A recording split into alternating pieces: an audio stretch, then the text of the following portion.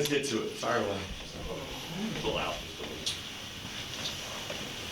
Any update on Jalen, and if not, what are the next steps with him?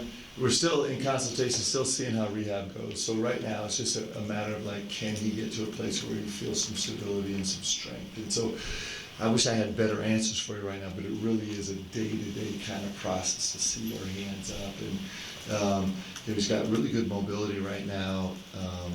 And so it's just a matter of stability and strength and kind of see what we get and take another swing at it if we can. And Mo left the game, obviously pretty late, did not return. Yeah. What's the status? He's got an ankle. I don't think he'll practice today. And it'll be game time. I would think there's probably some significant chance he won't play, but he's tough. He's tough as nails, so, he might, I don't think he's going to go old school and just go straight toward all. I don't think we're allowed to do that anymore, but he's pretty tough. With Jalen out, obviously he can be vocal from the sideline in practices in the locker room, but do you need like a clear voice, like one primary voice to kind of step up? And who might that be if you do? I don't think you have to have that. I think you can have niche guys. Last year we didn't have a clear voice that was the leader on this team. I think most of the time it's been, for my teams, it's been a committee deal. I do have some guys that are emerging. That's actually super fun. But we're definitely in the process of figuring out so many things and growing so many things. But I don't think we're going to have one voice that kind of runs this whole thing. I think it's going to be by committee, and I think that's really healthy. Hey Coach, in the past you've talked about playing many lineups to kind of collect data. How much of the different lineups have been that compared to just finding something that just works? Well, right now, we've had a couple tough games where we haven't played well, so there's been a lot of searching that way. And everything is new in that sense, but we are learning a lot about our guys. We're kind of learning who plays together well and how they play together and what situations they can function well in together. And so it's both. They're both happening in real time. Mark, so much of the stuff that you guys do on offense is stuff that maybe doesn't show up in the box score, off-ball movement, cutting, spacing, all that stuff. I mean, through 5 games and into kind of lopsided defeats to high major teams, how do you kind of evaluate some of those non-box score stuff that you guys need to do on offense to produce? Well, it's, it's hardest for me to see past the most recent experience. There's so many different spaces, like the width that we're approaching within the floor was completely missing in our last game. Us being decisive on not just kind of where we earn catches, but also being decisive of what we're doing out of a ball screen, for example, being decisive about lifting to a second lift. Most recently we fell into this place of just being just indecisive in everything we did. It was the first game that we've had since I've been the coach here where we didn't have a single double paint touch in a possession and a half. That's never happened since I've been here. And so, and I think a lot of it comes from just not being, not being decisive. A lot of times we're running to a flip screen and then we kind of shuffle over to try and change it to a straight ball screen.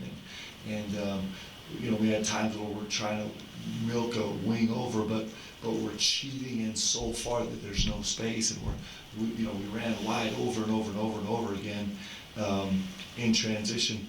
But we ran it it was almost like we were within the same extended lane lines of the game. And so just doing the things that we do, we've failed to be consistent in those. So that's a beginning point for us. That's the beginning point for us, is just lean into how we do it, and we'll get back there. This group is going to learn to be really good, but we have some growing to do. BG seems to be really struggling. What are you coaching him up to do that he's not doing right now?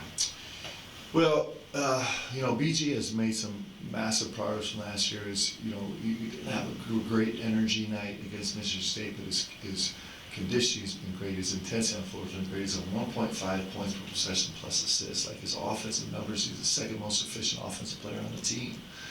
So he's doing a lot of things really well. He had a tough night against Michigan State, like our whole team did. But he is, you know, since we started camp, he's been our far and away assist leader. He is, you know, he brings so much to the table for us, and there's places for him to go to. Coach, you've mentioned the pregame experience before the Louisville game multiple times now, and you now have assistant coaches responding to fans on social media about it. Do you have any concern about rumors popping up based on the big Ooh, what are the assistant coaches saying? This is My great, internet's guys. not This is very great. good. Jason Hart. Downplayed locker room chaos is how Jay Hart addressed it. Yeah, so, I mean, I think I talked, when were we talking about this? Did we do a press conference? I talked about this. So, it's, you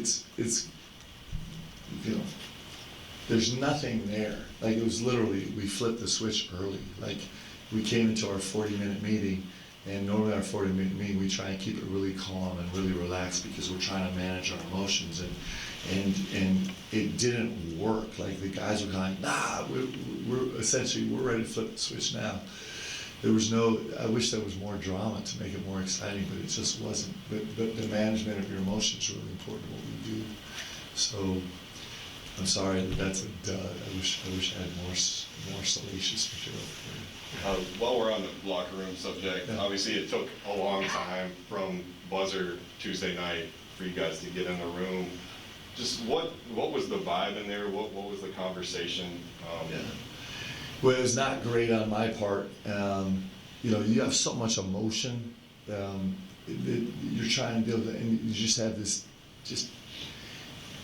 it's really an insanity, just how desperately you want to fix it, like now. Let's make it better now. Meaning, you know, really kind of in an old school way of like, let's, you know, we're gonna feel this pain so that we want to never feel this pain ever again like this ever, and all kinds of emotion, like exactly what you'd expect, frustration and misery and all the things that happen in a game like that. Not a good call on my part. It shouldn't be. There's really nothing constructive that can get done. We took some shots at some things that they're just not. You know, when you go through this grieving process, the race to get to constructive, and so, you know, I've talked to the guys about that. You know, that's not actually the way that we do this, and so it was a little bit of a miss on my part. What do you know about Loyola and what they're doing? Good team. They're playing well right now. They just played a terrific game last night on the road at Duquesne. It's a good team. They've changed defenses. They'll give us all different defensive looks. They've had some guys that have been shooting it better and better and better. They had a player that they didn't even know was on the roster that showed up last night and actually played really well. They're a good team. It's going to be a good competitive game. We're looking forward to it. Mark, you talked about Brandon's energy not being where it needs to be. Oteka said after the game that his energy wasn't where it needed. How does that happen for vets and guys that are returning for you? Well, sometimes, listen, I mean, sometimes I don't have a great answer. I wish I did. And BG's, like I said, BG's been tremendous. It wasn't a great night for him against Michigan State. You know, you know, we've been practicing hard. I don't think that's a contributing factor to our energy in the games, but it could be. You're always wondering about conditioning. You're always wondering about timing and travel and schedule. You know, trying to fine tooth comb those things a little bit. You know, I don't have a great answer for that exactly. You know, when you look at we're doing a breakdown now of everything. We have sprints per minute, and we have accelerations per minute, and accelerations over the whole game, and change of direction, and you know, all the data we have. You know, it wasn't so much. I didn't feel like Michigan State, our guys didn't play hard. I actually didn't feel that. I felt like we didn't play us. We just broke down in the way that we play, And so then I think sometimes some frustration comes into it where there's a distraction from it. And so I think that's a little bit of, it's like as coaches, we want to go into the locker room, like, we gotta play harder, which is, you always have to play harder for sure. Or we gotta work harder. Yes, we always have to work harder. Those are actually, every single team says the same thing every single time they lose, and it actually doesn't change. There's always going to be a team that loses and always a team that wins. And so it's a nice emotional reaction that might make us feel better. It might be therapeutic in the moment just to lash out. It's what we do, but it's actually not constructive. And so I do think we have been distractible for sure. And that's a space where we have to make massive grounds. Our guys are working hard. Our guys are trying to compete. Our guys are, I don't see that as a massive issue. Mark, I think you talk about, feedback you got from NBA, the evaluation about they want to see him be a more consistent three-point shooter. He mentioned that's a goal for him.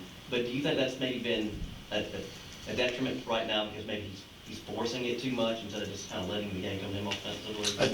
I think it's the same for all of us when we're hungry to grow. It's how we grow. And it's complicated, actually. It's complicated for us as a coach. I want to, we're always trying to throw in some new wrinkles. Like I'll give you a real world example. So last week we spent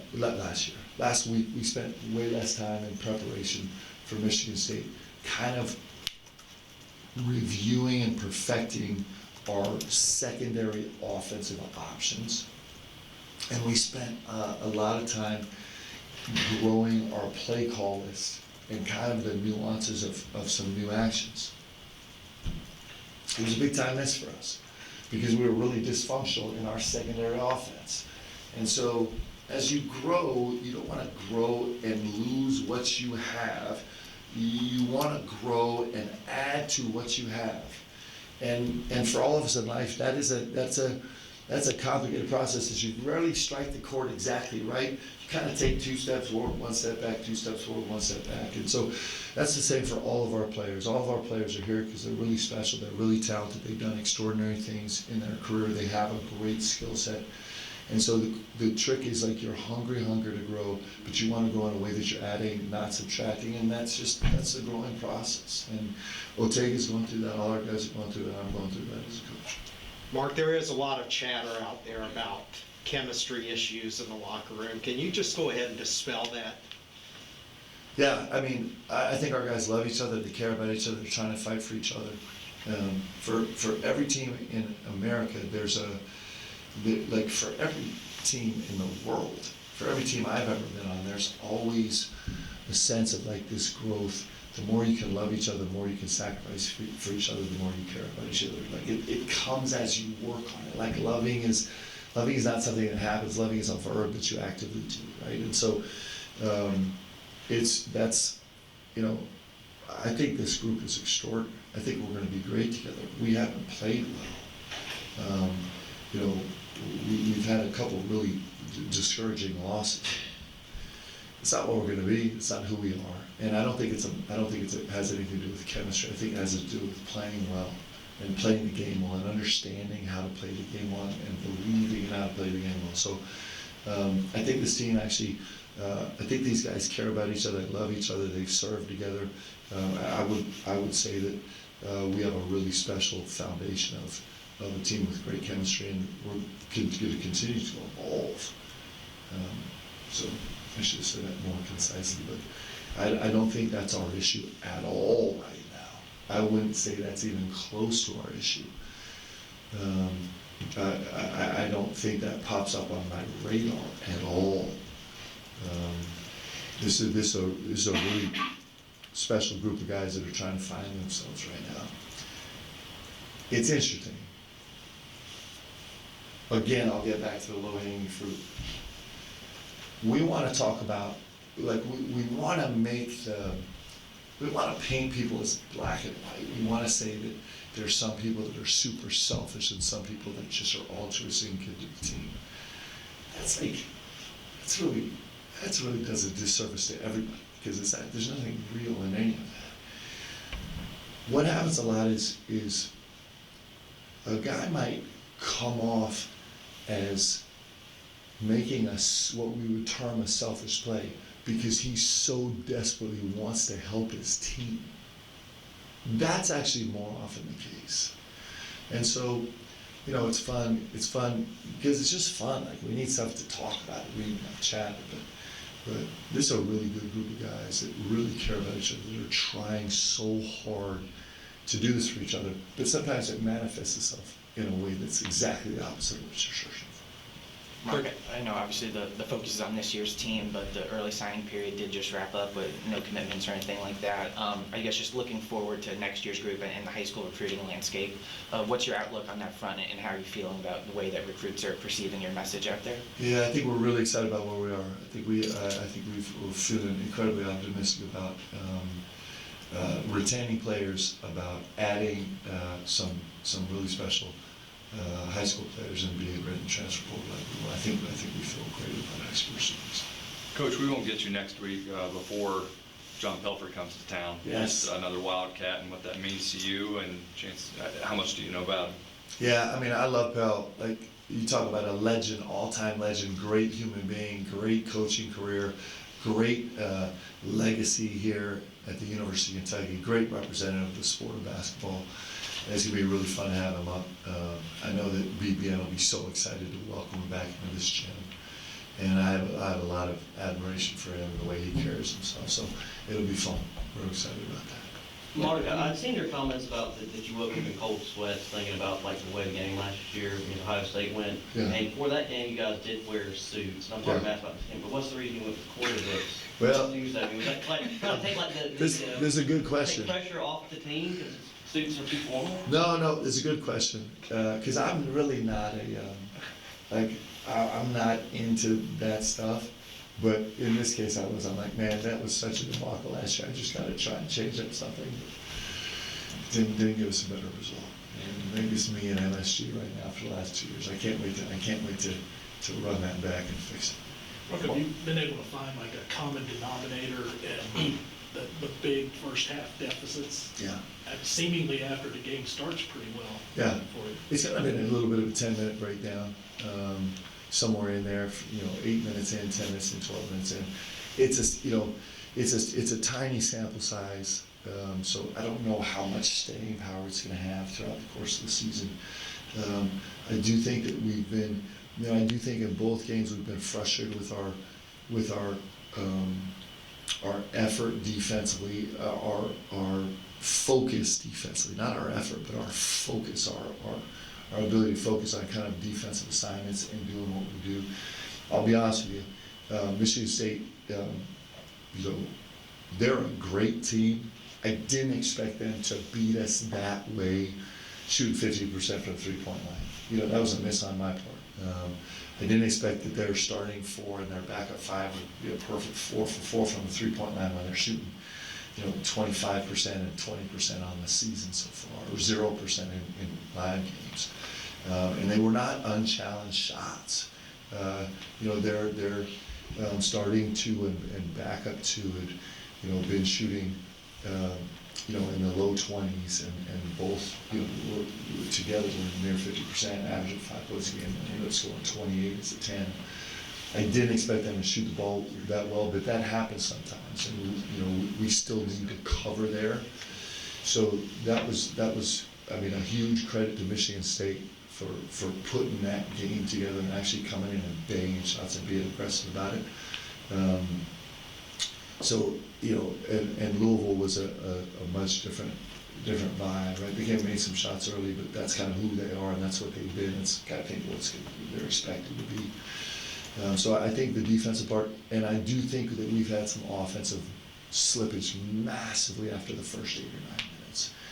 That second 10 minutes has been tough for us offensively, and I don't know if it's the wear and tear of the game or if it's the distractibility, but we kind of lose the simple principles that are so important to us about our bigs getting inside 3 to their spots, about us waiting in the deep corner, about us playing the width of the floor, these very fundamental things about us getting to a second side, about us continuing our hard cuts, about us getting a nice variety about sides of the floor, about us being really decisive in our ball screen actions and not being probing, where our big is actually setting one screen and rolling hard into a Gortat or a late seal or a roll dunk, instead of kind of like we're setting and backing away in this really weird space where we kind of lose our decisiveness. So, I mean, there's a lot of things that are contributing to it, but yes, in those 2 games, that was very similar, and the second 10 minutes were tough for us. Do a call.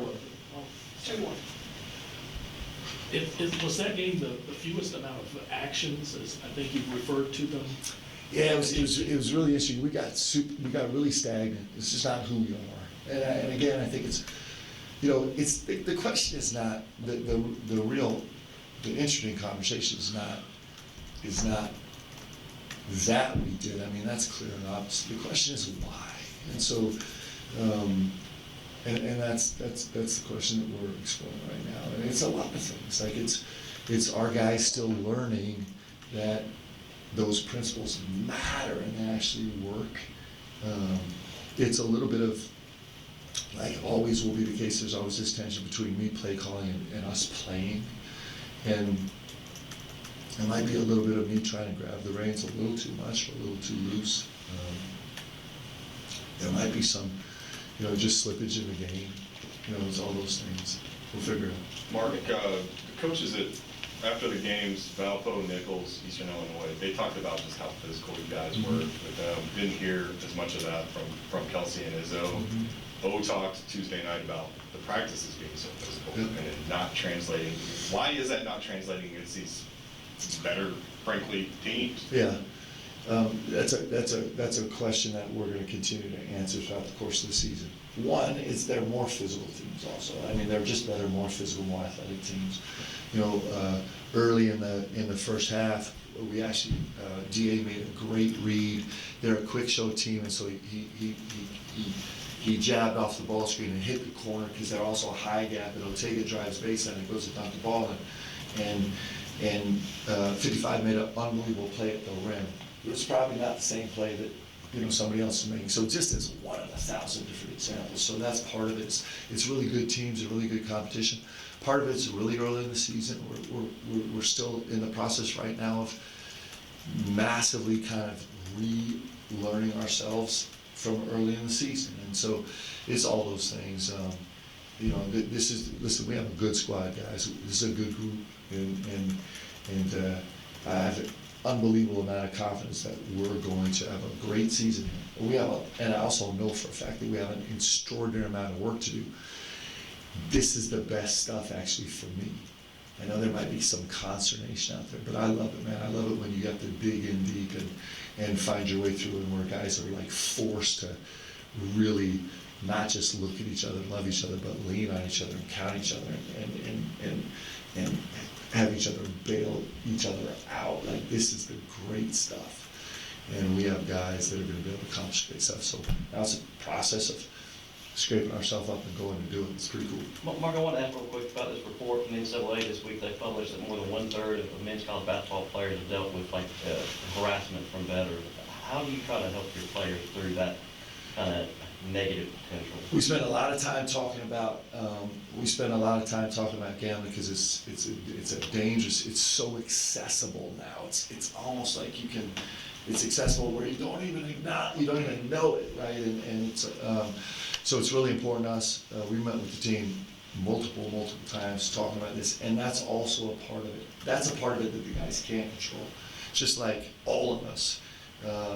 You know, if we win by too much or win by too little, there's going to be somebody that just is paying a massive price for it, and their emotional outburst might feel like my emotional outburst for 45 minutes in the locker room after the game at Madison Square Garden. And it's just a real thing. But that emotional outburst, it can sometimes be really violent, really scary, so our guys know that if they get something that's over the line, that they need to bring it to us and talk to us about it, and we need to push it up the chain. But in a larger sense, you know, we're going to be good as long as we keep kind of noise in the locker room and not spending too much time on the noise outside the locker room. It's really important both ways when you're winning big and we're struggling a little bit. And so it all falls into the same category of our guys being disciplined as they could possibly be about what they're letting. Thanks, All right, thanks guys. Have a great day. Thanks, Mark.